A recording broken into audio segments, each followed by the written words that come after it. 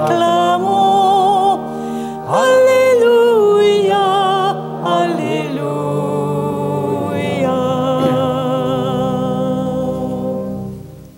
Le Seigneur soit avec vous. Et avec votre esprit. Évangile de Jésus-Christ selon saint Luc. Gloire à toi, Seigneur. Quand arriva le jour fixé par la loi de Moïse pour la purification, les parents de Jésus le portèrent à Jérusalem pour le présenter au Seigneur, selon ce qui est écrit dans la loi. Tout premier-né de sexe masculin sera consacré au Seigneur. Il venait aussi présenter en offrande le sacrifice prescrit par la loi du Seigneur, un couple de tourterelles ou 2 petites colombes. Or, il y avait à Jérusalem un homme appelé Siméon. C'était un homme juste et religieux qui attendait la consolation d'Israël, et l'Esprit Saint était sur lui. L'Esprit lui avait révélé qu'il ne verrait pas la mort avant d'avoir vu le Messie du Seigneur. Poussé par l'Esprit, Siméon vint au temple. Les parents y entraient avec l'enfant Jésus pour accomplir les rites de la loi qui le concernaient.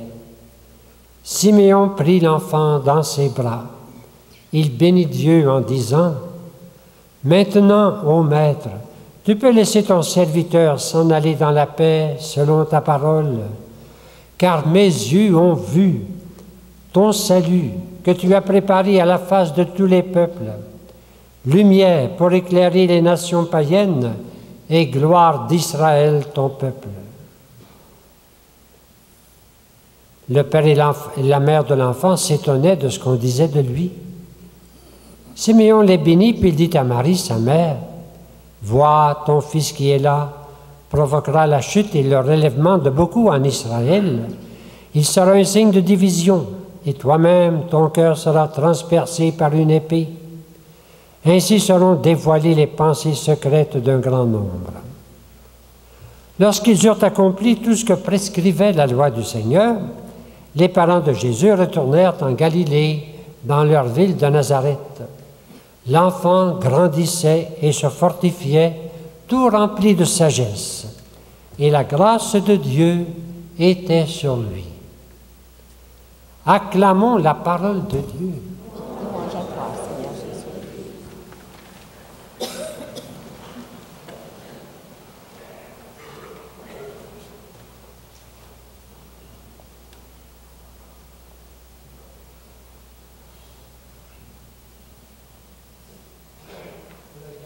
Jour, nous avons célébré Noël, nous avons regardé l'enfant naissant, Jésus, et puis aujourd'hui, l'Église nous invite à regarder un peu plus large.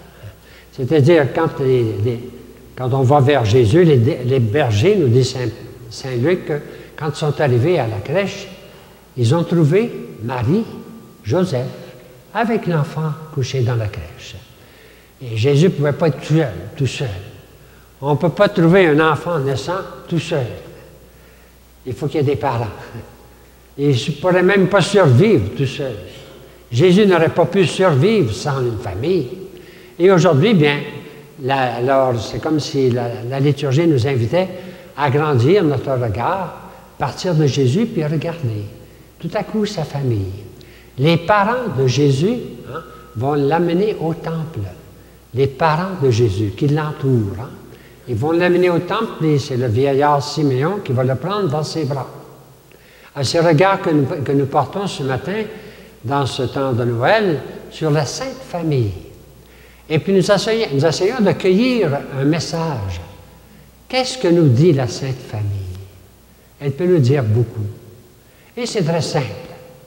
Pour comprendre son message, je pense qu'il faut intervertir les mots.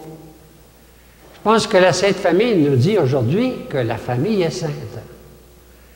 La Sainte Famille, ce n'est pas rien que Jésus, Marie ou Joseph, c'est toutes les familles. C'est comme si la Sainte Famille nous disait aujourd'hui, la famille est sainte. C'est le message de la Sainte Famille. Nos familles sont saintes. Et c'est le message qu'on peut écouter de Jésus. Pourquoi la famille est sainte? Mais parce que Jésus lui-même est venu la sanctifier. C'est la première raison. Jésus nous apparaît dans une famille. Il ne pouvait pas autrement grandir comme on dit, grandir en sagesse et en grâce. Il ne pouvait pas survivre sans sa famille. Et c'est nous autres, c'est chacun de nous. Ça dit que la Sainte Famille nous dit que la famille est sainte. Il y a plusieurs raisons pour lesquelles la famille est sainte. La première, c'est Jésus. La deuxième, bien, si on ouvre la Bible, on s'aperçoit que dès la première page de la Bible, il est écrit ceci. Dieu dit, faisons l'homme à notre image. Remarquez qu'il dit faisons. Il n'est pas tout seul. Faisons l'homme à notre image. Puis ensuite, ça continue, il les fit hommes et femmes. Ah, c'est pas l'homme qui est l'image de Dieu. C'est l'homme et la femme. Puis il leur a dit ensuite, multipliez-vous, remplissez la terre. C'est même pas l'homme et la femme tout seul, c'est l'homme et la femme et les enfants. Finalement, Dieu, l'image de Dieu, la plus belle image de Dieu, c'est la famille. C'est dans la parole de Dieu. C'est la famille qui est la première image de Dieu. Et aujourd'hui, par la Sainte Famille, Dieu nous parle de nos familles. Il nous dit que nos familles sont saintes parce qu'elles viennent de Dieu. Et bien, on va regarder nos familles à nous autres, c'est très beau. Nos familles sont saintes parce qu'elles viennent de Dieu et qu'elles sont à l'image de Dieu. Dieu est Père, Dieu est Fils, Dieu est Esprit d'amour. S'il avait connu le Skype dans ce temps-là, il nous aurait envoyé une image du Skype, mais il nous l'a fait autrement. Il nous a envoyé la plus belle image qu'il pouvait de lui-même, et c'est la Sainte Famille, la famille qui est sainte, toutes les familles. Elle est sainte parce qu'elle est à l'image de Dieu et qu'elle vient de Dieu. Toutes ces raisons nous confirment que dire aujourd'hui, la famille est sainte. Il y a d'autres raisons.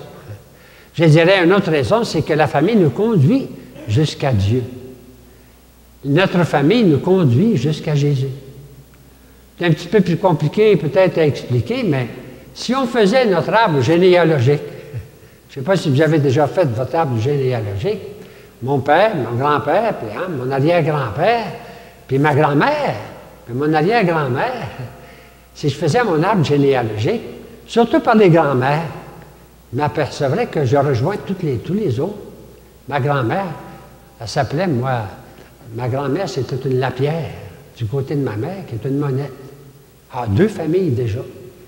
La grand-mère, du côté de mon père, c'était une, pour pas que je me trompe, c'était une, je pense, mettons, Legault. Alors, c'est-à-dire, à mesure qu'on fait notre arbre généalogique par les mamans, on atteint tous les autres. Si on faisait notre arbre généalogique, on s'apercevrait tout à coup que si on remontait, qu'on est tous parents. On rejoint tout le monde. Il n'y a rien qu'une grande famille humaine. On est dedans. On en fait partie. On est tous parents. Je ne sais pas si ça vous fait plaisir d'être parent avec moi. Moi, ça me fait bien plaisir. On est tous parents. On est tous parents. Si on faisait l'arbre généalogique jusqu'au loin. Quelqu'un disait qu'il avait rencontré un monsieur qui avait connu son arrière-grand-père. Il dit, ça n'a pas de bon sens. Comment ça se fait? Mais il dit, il bégayait. Alors, si on remontait dans notre arbre généalogique, on rencontrerait Jésus. Il n'y a rien qu'une famille humaine. On en fait partie. La famille nous met en contact avec Jésus. Jésus a pris chair de la Vierge Marie. Et puis, il est dans une famille, il est entré dans notre famille humaine. Et on est parents de Jésus. On ne se dit pas ça souvent. Des fois, on dit, c'est notre frère. Hein, il nous dit, on est ses sœurs. Mais c'est beaucoup plus réel que ça. On est parents de Jésus par notre chair, par nos familles. Alors, c'est comme ça que notre famille est sainte. Elle vient de Dieu. Elle est à l'image de Dieu. Et elle nous conduit vers Dieu. C'est toutes les raisons pour lesquelles aujourd'hui nous pouvons dire la famille est sainte. On peut en ajouter d'autres raisons.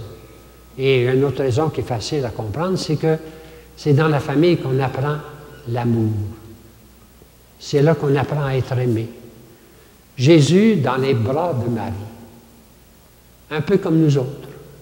On l'a ici à droite, à gauche, là, dans les bras de Marie.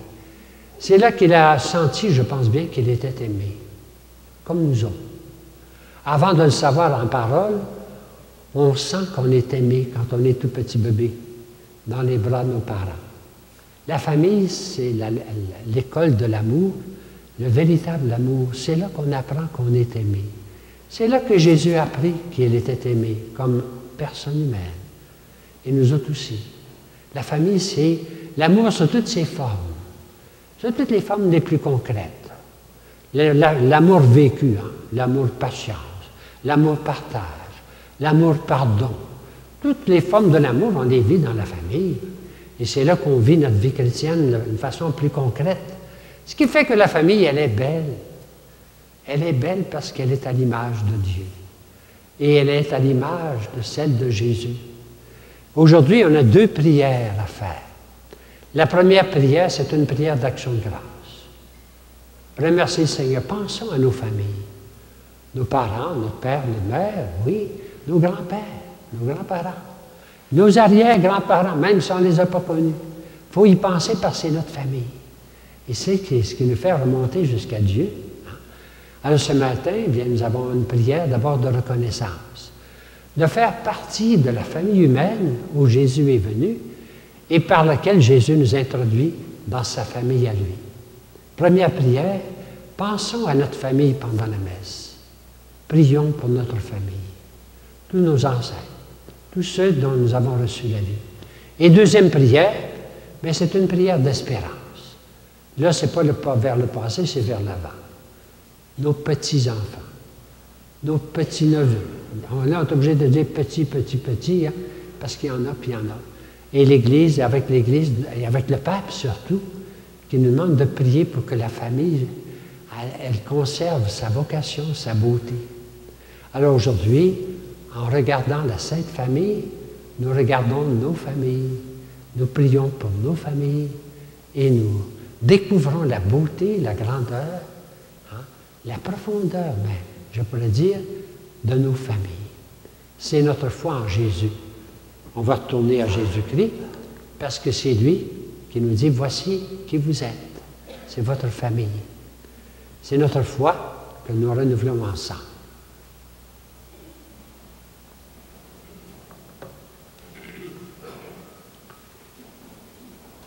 Et cette foi, ce matin, nous allons la chanter.